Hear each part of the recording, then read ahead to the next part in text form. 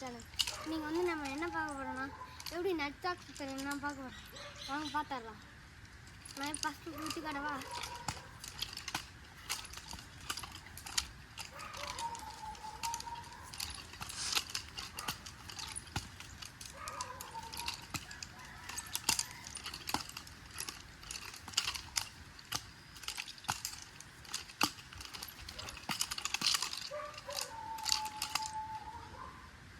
எப்படி சுற்றலாம், எப்படி சுற்றுறேன்னு பார்த்துடலாமா. ஃபஸ்ட்டு இப்படி வச்சுக்கணும். இந்த கை அப்படியே ஷோல்டரில் இப்படி வர்ற மாதிரி. அடுத்து இது இப்படி